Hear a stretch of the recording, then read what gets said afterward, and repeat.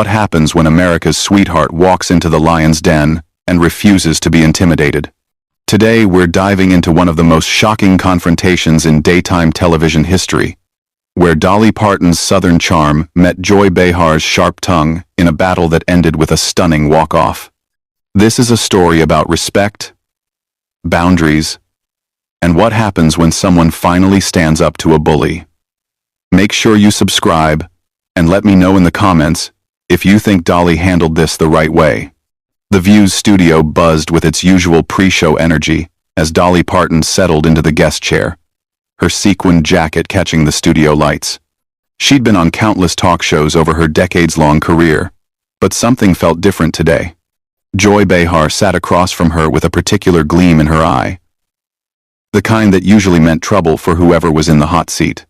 "So, Dolly," Joy began with a smile that didn't quite reach her eyes. "You've been making music for what, 50 years now? Don't you think it's time to maybe update that look?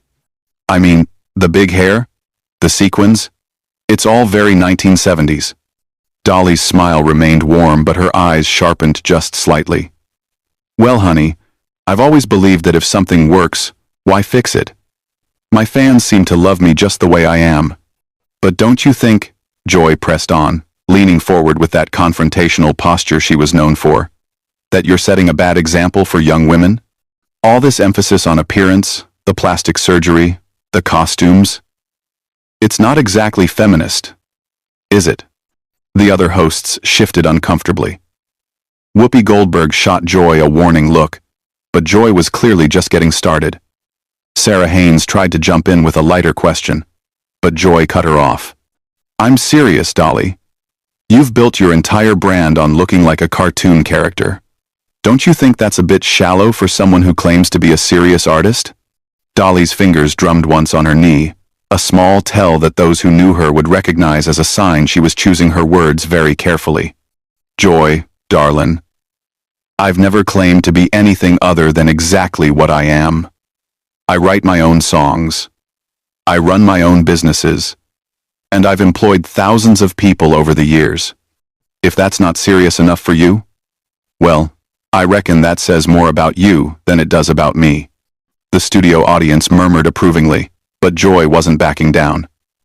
"Oh, please, Dolly, you can't seriously sit there and tell me that your success isn't built on playing into male fantasies about what a woman should look like. You're basically a Barbie doll with a guitar." "Joy," Whoopi interjected firmly, "I think we should move on to—" "No, it's all right, Whoopi," Dolly said, her voice still sweet but with an edge of steel creeping in. "I think Joy has something she needs to get off her chest. Go ahead, honey. Tell me what you really think about me." Joy seemed almost gleeful at the invitation. "Fine. I think you're a smart woman who spent her whole career dumbing herself down to appeal to men. I think all this cutesy, helpless Southern belle act is an insult to women who've fought for real equality. And I think it's about time someone called you out on it." The studio fell dead silent. Even the camera operators seemed to freeze. Dolly sat perfectly still for a long moment, her smile never wavering but something fundamental shifting in her posture. "Well," Dolly said softly, "that's certainly an opinion you're entitled to have, Joy. But let me ask you something. How many literacy programs have you started? How many children have you put through college? How many hospitals have you helped fund?" Joy's expression flickered with uncertainty for the first time. "That's not the point I was making." "Oh. But it is exactly the point," Dolly continued, her voice gaining strength. "You see, while you've been sitting behind this desk for all these years tearing other women down, I've been out there building women up. My imagination library has given away over 100 million books to children who might not otherwise have them. I've created thousands of jobs, most of them for women. I've mentored countless young female artists. But none of that matters to you, because you don't like my hair." The audience was completely captivated now, sensing they were witnessing something extraordinary. Joy opened her mouth to respond, but Dolly held up one perfectly manicured hand. "I'm not finished," sweetheart. You want to talk about feminism? Real feminism is about women supporting other women, not tearing them down because they make different choices than you do. Real feminism is about judging women by their actions, not their appearance. And real feminism is about having the courage to be exactly who you are, regardless of what bitter, judgmental people might say about you. Joy's face was flushing red now, her usual composure cracking. I am not bitter. Aren't you? Dolly asked quietly. Because from where I'm sitting, you seem awfully angry at a woman you've never met for choices that don't affect you in any way whatsoever. That sounds pretty bitter to me. The other hosts were watching this exchange like a tennis match, their heads turning back and forth between the two women. The audience was on the edge of their seats, sensing that something unprecedented was happening. Joy tried to regain control of the conversation. Look, Dolly, I'm not trying to attack you personally. I'm just saying that your image sends the wrong message. No, Joy, Dolly interrupted, and there was nothing soft about her voice now. You are attacking me personally. You've been attacking me from the moment I sat down. You've called me a cartoon character, a Barbie doll, and accused me of setting a bad example for women, all because I choose to wear sequins and tease my hair. Tell me, what message does that send to young women watching you right now? Joy's mouth opened and closed like a fish out of water, clearly not expecting Dolly to turn the tables so effectively. The studio audience was dead silent, hanging on every word. You could practically feel the electricity in the air. I was just trying to have a discussion about, Joy stammered, but Dolly wasn't letting her off the hook. A discussion? Dolly's eyebrows raised in genuine surprise. Honey, discussions involve two people talking respectfully to each other. What you've been doing is called an attack. There's a difference. Though I can see how you might get confused, since attacking seems to be your specialty. Whoopi tried again to intervene. Ladies, maybe we should take a commercial break. No, Joy said sharply, her pride clearly wounded. Dolly, you can sit there and act all high and mighty. But the fact remains that your whole career has been built on perpetuating outdated stereotypes about women. You giggle and bat your eyelashes and act like you don't know anything, when we all know you're actually intelligent. That's not empowering. That's manipulative. The audience gasped audibly at the venom in Joy's voice. Dolly, however, just smiled that serene smile and nodded slowly. You know what, Joy? You're absolutely right about one thing. I am intelligent. Intelligent enough to build a business empire from nothing. Intelligent enough to write songs that have touched millions of people's hearts. Intelligent enough to know that the way I choose to present myself doesn't diminish my accomplishments or my worth as a human being. But apparently, I'm not intelligent enough to figure out why you think it's your place to judge how other women live their lives. Joy's face was getting redder by the minute. Someone needs to call out this fake persona you've created. You're not really this sweet, innocent country girl. It's all an act. And what if it is? Dolly shot back, her voice still controlled but with fire in her eyes. What if I've chosen to present myself in a way that makes people feel good? What if I've decided that kindness and warmth are better than cynicism and cruelty? What exactly is wrong with that? It's dishonest, Joy spat. It's not authentic. Dolly let out a genuine laugh, and it was like sunshine breaking through storm clouds. Authentic? Joy, darlin', let me tell you about authentic. Authentic is admitting that I grew up dirt poor in the mountains of Tennessee, and that I've worked every single day of my life to become something better. Authentic is acknowledging that I've made choices about how I look and how I present myself because those choices have opened doors for me. Authentic is being honest about the fact that I've never pretended to be anything other than exactly what I am. A country girl who loves music and loves people. What's not authentic is sitting behind a desk throwing stones at other women because their choices make you uncomfortable. The other hosts were watching this exchange with fascination and growing concern. Sarah Haynes looked like she wanted to crawl under the table. Sunny Hostin was taking notes, probably already planning how to address this in the next segment. Joy, however, was doubling down. You can dress it up however you want, but you're still selling an image that tells women they need to look a certain way to succeed. No, Joy, Dolly said firmly. That's what you're doing. You're telling women that if they choose to embrace their femininity, if they choose to wear makeup and pretty clothes and style their hair, then they're somehow less than. You're saying that to be taken seriously, women have to look and act like men. That's not feminism.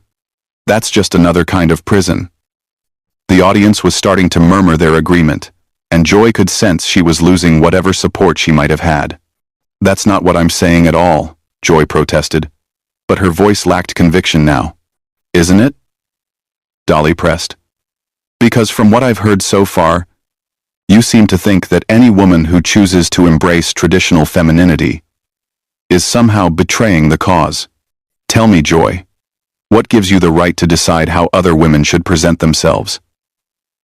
Joy opened her mouth to respond, but Dolly wasn't finished. And while we're talking about authenticity, let's talk about what's really happening here. You invited me on your show, supposedly to promote my new album and talk about my charity work. But from the moment I sat down, you've done nothing but attack my appearance, my choices, and my character. Is that what you call professional journalism? The question hung in the air like a challenge. Joy shifted uncomfortably in her chair, clearly realizing that she had overplayed her hand badly. I was just trying to ask tough questions, Joy said weakly. Tough questions? Dolly's voice was incredulous now. Joy, a tough question would be asking me about the challenges facing rural education or the complexities of running a business in the entertainment industry. Tough questions are about policy, about substance, about things that actually matter. Attacking a woman's appearance and calling her a cartoon character isn't journalism. It's bullying. The studio was so quiet you could hear a pin drop. Even the cameramen seemed frozen in place, afraid to miss a single moment of this unprecedented confrontation. Joy tried one more time to regain control. Look, Dolly, I think you're misunderstanding my intentions. No, I understand your intentions perfectly. Dolly cut her off smoothly. Your intention was to embarrass me on national television. Your intention was to try to make me look foolish so that you could feel superior. Your intention was to use your platform to tear down another woman for no reason other than the fact that she makes different choices than you do. The problem is, it's not working out quite the way you planned, is it? Joy's face was now a deep shade of red, and her hands were visibly shaking. The other hosts were exchanging worried glances, clearly realizing that this situation was spiraling completely out of control. But Dolly wasn't done. She was just getting warmed up, and everyone in that studio could sense that the real fireworks were still to come. Joy was gripping the edge of the table now, her knuckles white with tension. The confident, confrontational woman who had started this interview had been replaced by someone who looked cornered and desperate. But Dolly wasn't showing any mercy. You know what the real tragedy is here, Joy? Dolly continued, her voice soft but cutting. You had the chance to have a meaningful conversation with someone who's spent 50 years in this business. You could have asked me about songwriting, about building a business, about philanthropy, about any number of things that might have actually benefited your viewers. Instead, you chose to spend your time trying to tear me down because you don't like my hair and my clothes. What does that say about you as a journalist? What does that say about you as a woman? Joy's mouth moved, but no sound came out. She looked around desperately at her co-hosts, but they were all avoiding eye contact now. Even Whoopi, who usually jumped in to rescue difficult situations, seemed content to let this play out. I think, Joy finally managed to croak out, that we should agree to disagree and move on to another topic. Dolly tilted her head slightly, like a bird considering a particularly interesting insect. Oh, we're going to move on, all right. But first, I think you owe your viewers an explanation. You see, this isn't really about me at all, is it, Joy? This is about you, and whatever issues you have with women who make different choices than you do. That's ridiculous, Joy snapped, but her voice was shaky now. Is it? Dolly asked calmly. Because I'm sitting here thinking about all the successful women you've had on this show over the years, and I'm noticing a pattern. You seem to have a particular problem with women who embrace their femininity. Women who choose to be glamorous, or who present themselves in traditionally feminine ways. Why do you think that is? The question hit its mark. Joy's face went from red to pale in an instant, and for a moment, she looked genuinely stricken. I don't have a problem with, Joy started, but Dolly held up her hand again. Yes, you do. And that's sad, Joy, because there's room in this world for all kinds of women. There's room for women who choose to be glamorous, and women who choose not to be. There's room for women who wear sequins, and women who wear business suits. There's room for women who tease their hair, and women who don't. But apparently, in your world, there's only room for women who make the same choices you do. The audience was completely silent now, but you could feel their energy. They were witnessing something extraordinary. A masterclass in how to handle a bully with grace and dignity. Joy tried one last desperate gambit. You're twisting my words. I never said any of those things. Dolly smiled that radiant smile again, but there was steel behind it. Honey, I don't need to twist your words. Your words speak for themselves. You called me a cartoon character. You said I was setting a bad example for young women. You accused me of being fake and dishonest. You said my entire career was built on playing into male fantasies. Those are your words, Joy. Own them. The silence stretched out for what felt like an eternity. Joy looked around the table again, but her co-hosts were all studying their notes or staring off into space. She was completely alone. I think, Joy said quietly, standing up abruptly and pulling off her microphone, that I've had enough of this conversation. Sit down, Joy, Whoopi said firmly, but Joy was already moving toward the edge of the set. No, I won't sit here and be lectured by someone who thinks being a living doll is an achievement. Joy shot back, her composure completely gone now. Dolly remained perfectly calm, watching Joy's meltdown with something that might have been pity. And there it is, she said softly. The real Joy Behar. Not the professional journalist, not the champion of women's rights. Just a bitter woman who can't stand to see another woman succeed on her own terms. That was the final straw. Joy's face contorted with rage. I don't have to listen to this from some washed-up country singer who thinks she's profound because she can rhyme moon with June. The gasp from the audience was audible this time. Even the cameraman looked shocked, but Dolly just smiled that serene smile and shook her head slowly. And there you go again, Joy. When you can't win an argument on merit, you resort to personal attacks. Joy stood there for a moment, trembling with fury, clearly searching for some comeback that might salvage her dignity. But nothing came. The silence stretched on until it became unbearable. You know what? Joy finally said, her voice shaking with emotion. I'm done. I'm not going to sit here and pretend this is professional journalism, when it's clearly just an ambush. I'm Lexizent of it way. An ambush? Dolly asked with genuine surprise. Joy, honey. You're the one with the microphone and the platform. You're the one who invited me here. You're the one who started attacking me from the moment I sat down. If anyone's being ambushed here, it's me. But Joy was already walking off the set, ripping off her earpiece as she went. The cameras followed her for a moment before cutting back to the remaining hosts, who all looked like they'd just witnessed a car accident. Whoopi cleared her throat and tried to restore some semblance of normalcy. Well, that was certainly unexpected.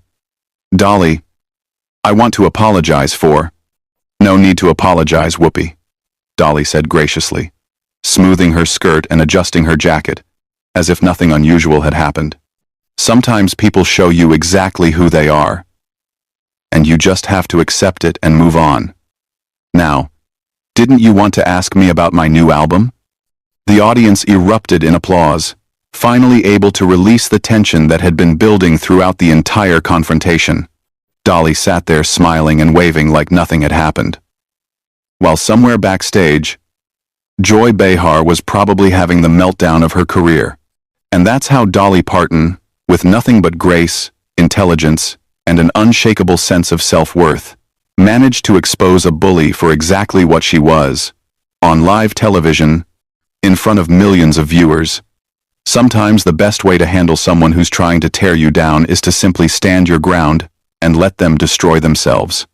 What did you think of how Dolly handled this situation? Did Joy get what she deserved? Or did Dolly go too far? Let me know in the comments below, and don't forget to subscribe for more incredible stories from the world of entertainment.